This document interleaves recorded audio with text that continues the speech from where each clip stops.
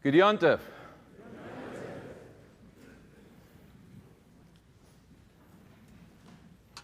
Israel is at war, total war.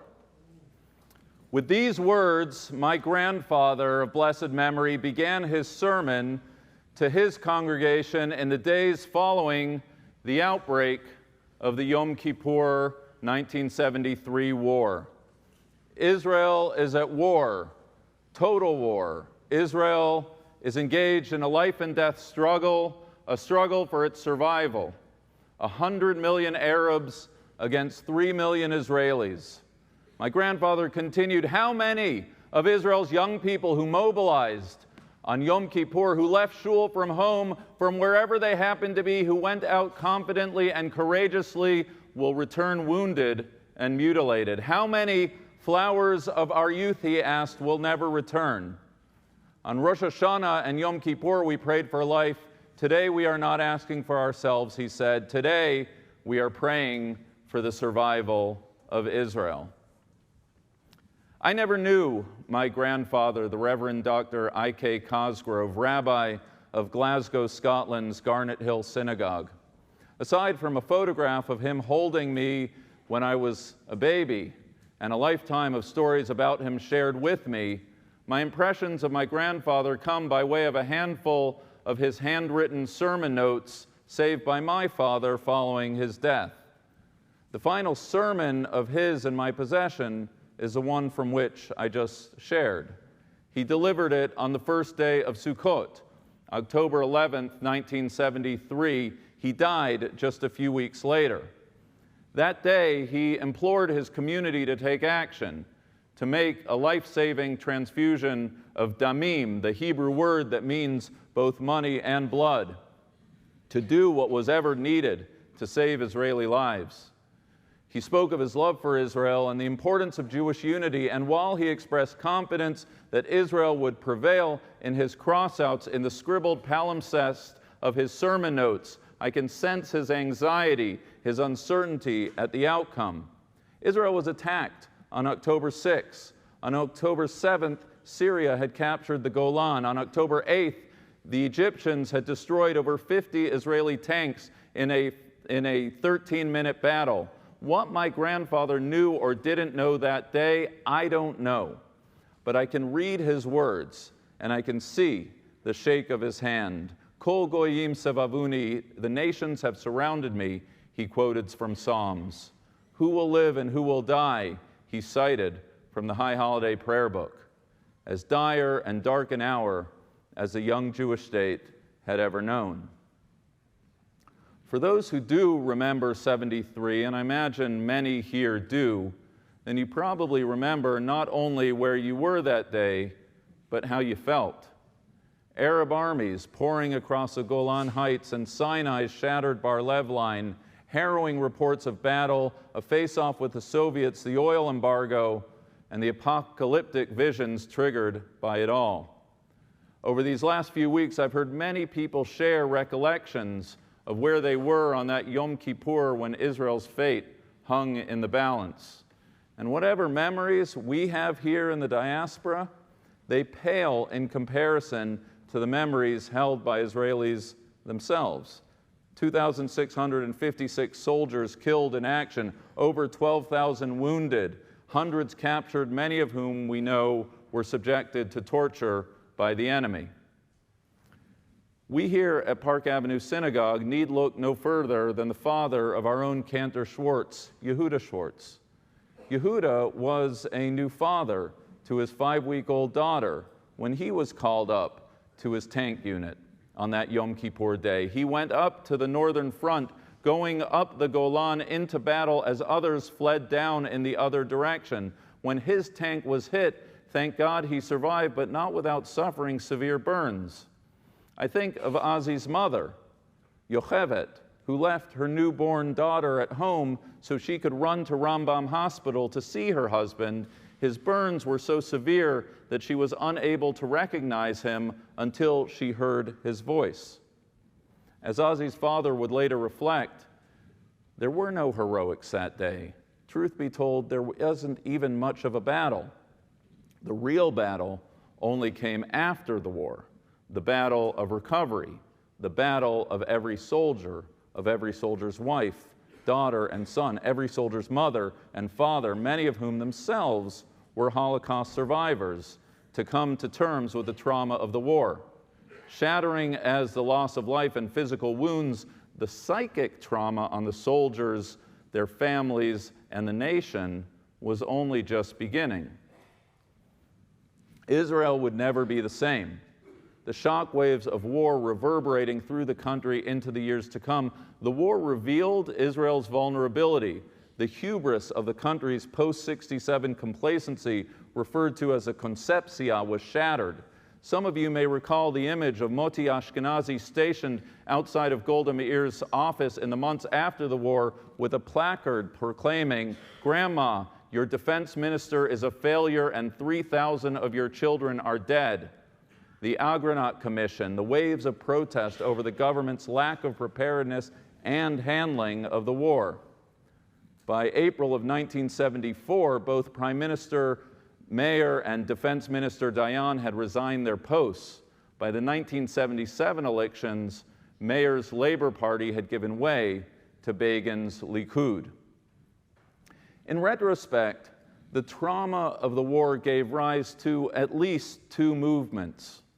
Though the founding of the ultra-nationalist Orthodox right-wing settler movement Gush Emunim technically began following the '67 Six-Day War, the Yom Kippur War functioned as its call to action in that it pressed the issue of Israel's security and territorial integrity, a movement for settlement expansion reflecting not only a religious and ideological mission, but also a belief that the territories were vital for Israel's security. On the other side of the ledger, Israel's Peace Now movement also began in the aftermath of '73. The trauma of the war led many Israelis to reevaluate the consequences of a prolonged conflict, and thus the emergence of both secular and religious Israelis advocating for a negotiated settlement based on the principle of land for peace, without which, and we're going to hear more about this during the break tomorrow in the dialogue, the statesmanship of Kissinger, Begin, and Sadat may have come to naught. Two movements, both born of a single trauma, representing two diametrically opposed visions of Israel's future, a division that continues to play out to this very day. It is 50 years later. It's Yom Kippur. And once again, Israel stands at a tipping point. It is not, thank God, '73. Israel is strong, no longer the David to the Goliath of the Arab world. Not only is the Jewish state well capable of defending itself, but it has, in recent years, forged and continues to forge relationships with countries with whom the thought of peace would have once been unthinkable. The threats Israel faces are not what they were in '73. And we do neither Israel nor ourselves any favors in letting historic anniversaries lead us to hysterics. And yet the challenges Israel faces are historic, monumental, and existential in their own right. 50 years later, we gather on Yom Kippur with a new generation's fears and concerns regarding the security and survival of the Jewish state. Our year in review is not a pretty one. Last fall's tight election giving rise to the most hardline, ultra-nationalist, right-wing government of Israel's history. A judicial overhaul process that has split the country, 38 weeks and counting of pro-democracy protests on Tel Aviv's Kaplan Street, on streets across the country, protests and counter-protests, 7 million Israelis on the streets in the year gone by, not to mention strikes in multiple sectors of the economy and the refusal of some IDF reserve soldiers to serve.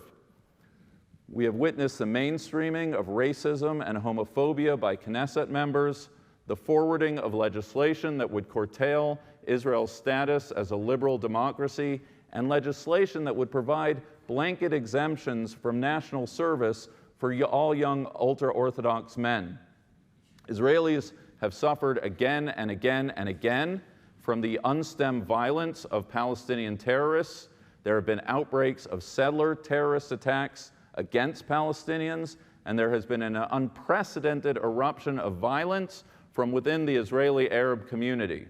We are bearing witness to a distancing between American Jewry and the Jewish state, between America and Israel, even as I hear, for the first time in my lifetime, some Israelis who have made a career excoriating American Jews for overreach into Israel's affairs, now pleading that American Jews say more, do more, and get more involved in Israeli life. What was once treif has become kosher. By any measure, a stunning, consequential, and defining year for Israel. Unlike 73, thank God, the present challenges to Israel's security are internal, not external. But make no mistake, in 2023, Israel is at war, total war with itself. Beyond the daily news cycle, the particulars of judicial override and selection of judges, most everyone agrees that the upheavals of the hour are about more than just checks and balances, an Israeli Marbury versus Madison moment. Some believe the underlying question is whether Israel will choose to be a Jewish or democratic state. Our present tensions reflecting a fundamental divide between a religious and a secular vision of Israel, a theocratic state of Jerusalem or a liberal state of Tel Aviv. Others believe this moment is really about the settlements, a come-to-Moses moment, if you will, on the two-state solution. Still others see the eruptions of the past year to reflect long-held grievances by the Sephardic community. It is time, once and for all, to break the Ashkenazis' elite on Israel's political, economic, and judicial life. Many have noted the similar timeline between Israel's present crises and its founding and the outbreak of civil war in our country and our founding, some sort of gestational period whereby issues left unresolved by a country's founders eventually burst forth. There are those who believe that the root cause of Israel's troubles lie in the Prime Minister's desire to retain power and thus avoid criminal prosecution, while others believe that Israel's slide into an illiberal democracy is just a sign of the times, no different than Poland or Hungary, or for that matter, the bare-knuckle realities of minoritarian politics, be it in the Knesset or the U.S. House of Representatives. As far as Israel's increasingly distanced relationship with American Jewry, many view this year as a year American Jews decided to no longer let their silence serve as a complicit enabler for an Israeli government that does not recognize the Judaism of its diaspora, and a diaspora that no longer sees a home for its Judaism in the Jewish state. And while all of these, some of these, or maybe none of these tensions may be operating at the substratum of Israel's present woes, the fault line, in my mind, runs deeper through the Yom Kippur War, but even deeper than that, to the innermost reaches of the Jewish condition before the state was established, as deep and far back as the very beginnings of our people. Let me explain. Loss, hurt, trauma, missing pieces, as I explained on Rosh Hashanah, are part and parcel of the human condition. Having narrowly escaped the Damoclean sword, victims of trauma, be it a person or a people, will choose to respond in a multitude of ways, the two most common being anger or empathy. I have been hurt, so says the former, and I will never allow myself to be hurt again.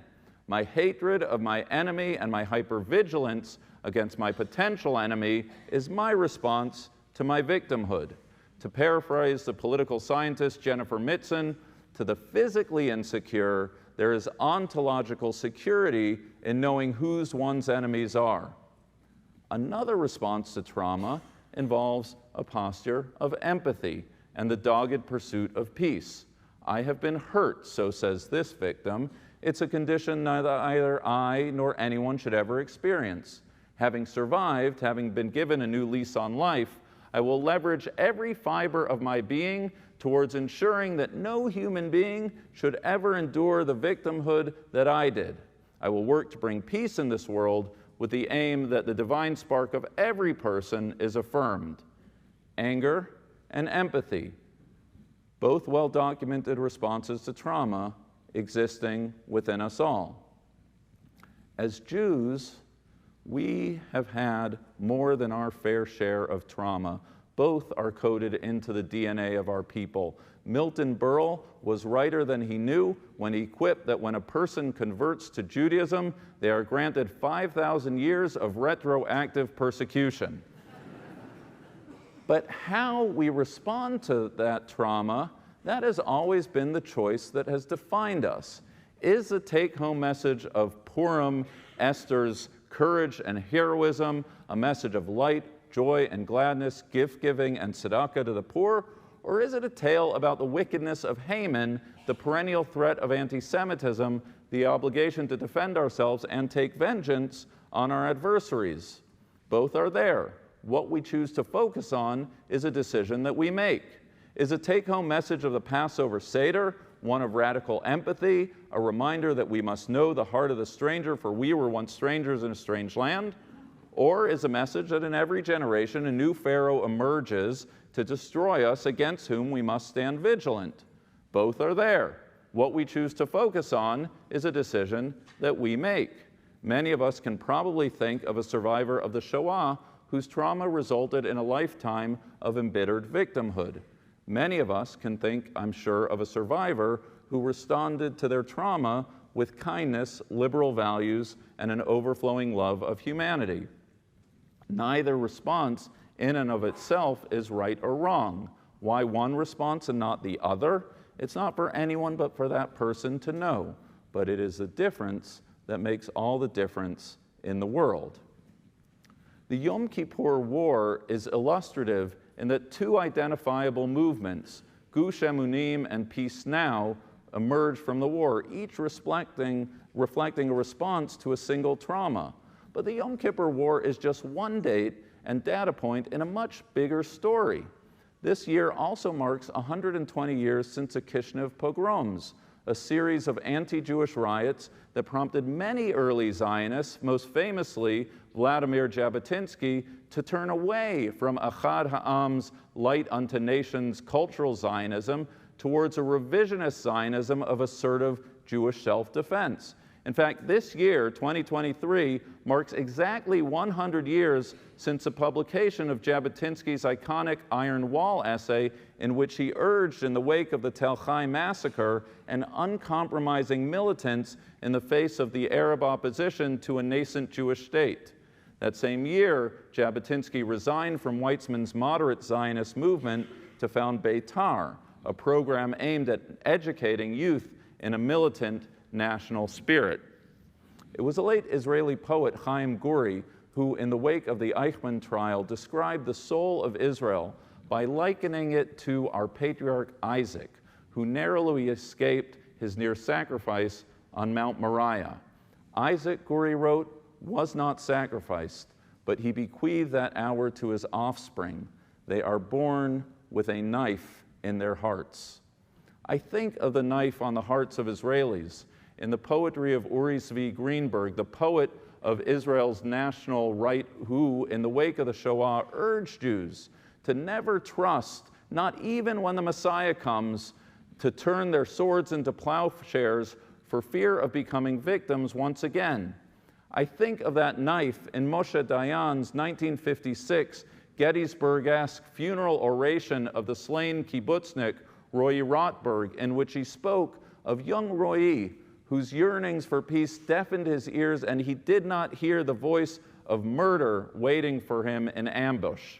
Swords or plowshares, defending Jewish blood or pursuing universal values, two visions of Zionism, one on guard from impending catastrophe, one seeking to be a light unto nations, both born of trauma. This is the fault line that runs through the history of our people since our founding. This is a tension that has defined, presently defines, and will continue to define Israel. Aside from the rather significant fact that they now wield power and are thus left unchecked in their messianic extremism, the ideologies being espoused by the Israeli far right, it's not new unto itself.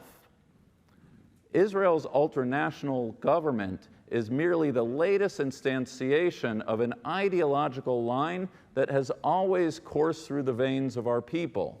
As for those protesting on the streets of Tel Aviv, or for that matter, liberal American Jews alienated by an illiberal Israeli government, they have every right to be shocked, but they should not be surprised.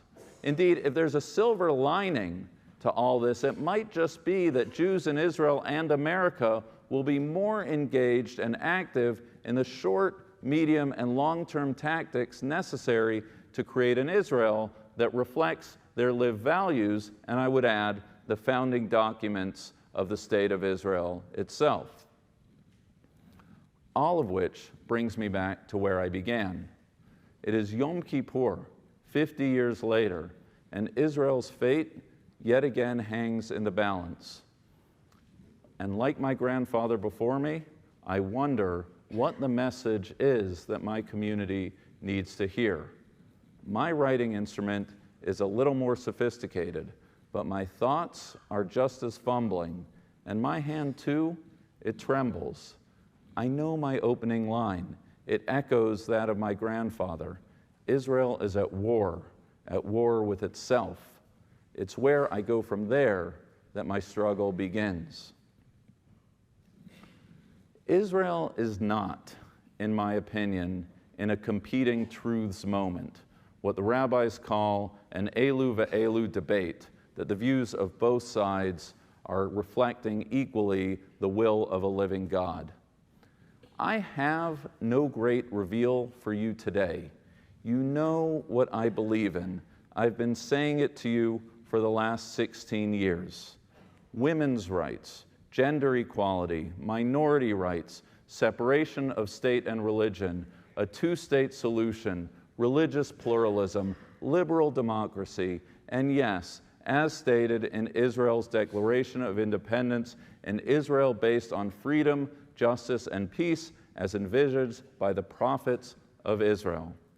I may live at the edge of the West, but libi beKaplan, my heart is on Kaplan Street, because when you tune out all of the noise, it boils down to whether Israel can and will remain both a Jewish and democratic state, and I know what side I am on. And I hold no expectation that everyone agrees with each other, with me, or for that matter, your fellow congregant. We're a big tent. Indeed, if there's a differentiated place Park Avenue Synagogue has in the landscape of New York and national Jewish life, it's to model a single community capable of housing a plurality of views as to what is and isn't in the best interest of Israel as a secure Jewish and democratic state. Which brings me to my second point. Convinced as I am of the rectitude of my views, I also believe it to be a misrepresentation of the Jewish soul and the harsh realities of our world to aspire towards some sort of unidimensional liberal Zionism. Our world has not been kind to the Jews. One does not need anti-Semitism to make a case statement for a Jewish state, but unfortunately, in every generation, our enemies provide us with one. Israel and the Jewish people have real enemies. Our trauma is not imagined. Lovely as it may be to imagine Israel as a light unto nations, land of hope and dreams for liberal values, we must neither forget that Israel was neither handed to us on a silver platter, nor will be sustained by the kindness of strangers. There is still Iran, there is still Jenin, there is still anti-Zionism and anti-Semitism on college campuses across the globe. The threats against Israel are not going away anytime soon. We need to be vigilant, and as the prayer book teaches, we need strength if we are to achieve peace. In other words, what we need is a Zionism that stands in defense of the Jewish state and a Zionism that stands in defense of liberal values. We need both, because if we have only the latter, then we will have a defenseless state. And if we have only the former, we will not have a state worth defending. We need both because the presence of the two strands of Zionism mitigate the excesses of the other. We need both because both are responses, authentic responses to Jewish trauma. Most of all, we need both because it's in those moments that when Israel is able to demonstrate the presence of both, that Israel is at its best. When the same Prime Minister, Menachem Begin, who bombed Iraq's Osirak nuclear power plant, picked up 66 Vietnamese refugees that no other country would take in, that was Israel at its best. When 30 years ago, Prime Minister Rabin, after a lifetime of service in defense of Israel, signed the Oslo Accords, explaining we must fight terrorism as if there's no peace process and work to achieve peace as if there is no terror, that is Israel at its best. Or just this past month, when a terrible earthquake hit Morocco and Israel offered its rescue teams, regardless of any history between the two countries, that is Israel at its best. The irony of the present moment is that what is dividing Israel right now could be its greatest strength if only the two sides could find a way to let their competing impulses exist within a single body politic. Lest we forget, the tragedy of the binding of Isaac wasn't just a trauma at the top of the mountain. The tragedy was that the two who walked up the mountain together, Vayelchu shnehem yachdav, walked down alone on their own. We need to learn to walk and to talk and to live together. The last major battle of the Yom Kippur War occurred on October 24th and 25th in Suez City. A ceasefire had been declared, but what in hindsight was a disastrous decision. Before the arrival of the UN observers, a final push was made by Israel to occupy Suez City, a logistical base for Egypt's then surrounded Third Army. Israel's 66th Battalion, the paratroopers who had famously captured Ammunition Hill in the Six-Day War, were sent in for the mop-up mission. They had no advanced intelligence or battle plan. They entered along the main artery of Suez City, which by that time was mostly deserted. Upon reaching the second intersection, the battalion was caught totally off guard when grenades, gunfire, and RPGs rained down on the ambushed soldiers. Upon regaining consciousness, one soldier, Micha Eshet, opened his eyes to see that many of his soldiers were, like him, wounded, and many others were dead. Micha's legs felt like they were on fire. He couldn't hear a thing, and together with the other wounded, crawled out of his vehicle on his hands to take shelter in an adjacent building. 2 miles deep into the city, no rescue mission was on its way. The surrounding Egyptians continued to fire on the huddled soldiers. It would just be a matter of time before they penetrated the building. Micha recalls being given a gun with a single bullet in the chamber and the order to burn all the documents he had on his person, which he did, save a drawing that his 5-year-old daughter Sharon had given him.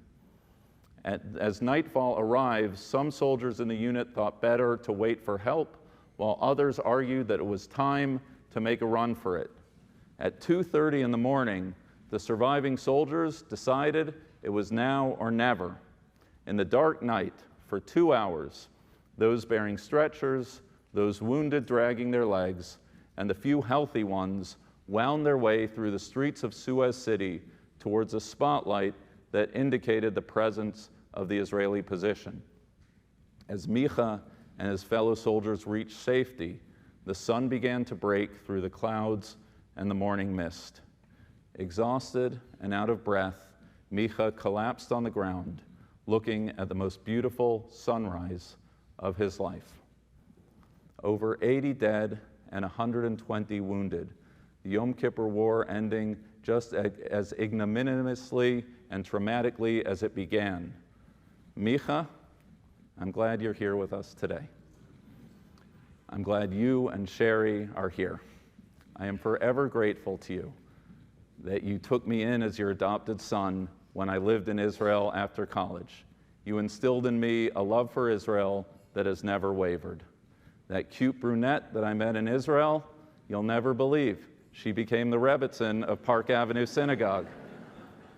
Micha, I'm proud of your leadership in Brothers and Sisters in Arms, IDF combat veterans for a Jewish and democratic Israel, out in force at Friday's pro-democracy rally. Their presence reminding all of us what it is that Israel has fought for, fights for, and continues to fight for.